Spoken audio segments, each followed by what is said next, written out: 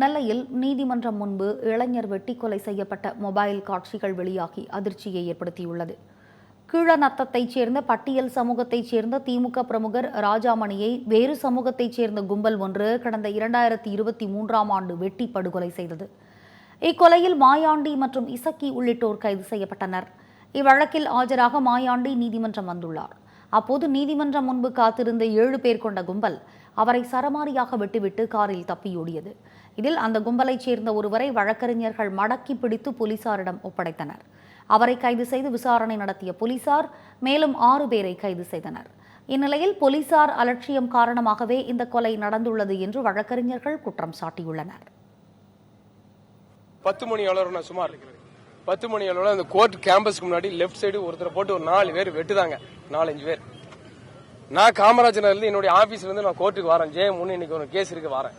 என்னோட சேர்ந்த வழக்கறிஞர் இருதராஜ்ங்கிற ஒரு நபரும் உயிக்காட்டானப்பா அவரும் வந்து ஒருத்தனை விரட்டிட்டு வராங்க. வெட்டிட்டாங்க பிடிங்க ஓன்னு சத்தம் கேக்கு. என்னடா பிடிங்கன்னு சொல்றாங்க. நம்ம கொலிக்ஸ் சொல்றான்னு சொல்லி நான் அவனை பிடிச்சு அடிச்சு நிப்பாட்டிட்டேன். போலீஸ் பிடிச்சிட்டு நிப்பாட்டின உடனே இந்த பக்கம் வர 3 பேர் சேர்ந்து அவனை வெட்டுன்னு ஒருத்தன் வெட்டிட்டு இருக்காங்க. சார் வாங்க சார், போலீஸ்ல இருக்கிறேன், வாங்க சார், துப்பாக்கி எடுத்துட்டு வாங்க சார் சொல்லிட்டு ஒரு போலீஸ் வரலங்க.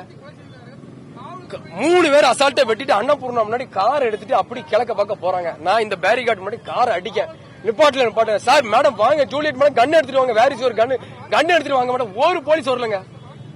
போலீஸ் வந்தா இன்னத்துக்கு அவங்களை சுட்டு பிடிச்சிருக்காங்க. வண்டி நிப்பாட்டி இருக்காங்க ஸ்பாட்ல. ஒண்ணுமே செய்யலங்க. இவ்வளவு போலீஸ் 40 போலீஸ் இருந்தும் முன்னாடி ஒருத்தனை வெட்டி கொண்டுட்டு போறாங்க. இவ்வளவு போலீஸ் வேடிக்கை பார்க்கு. சாமானிய மக்கள் என்னங்க செய்வான்? போலீஸே வரலன்னா பொதுமக்கள் எப்படி வருவான்?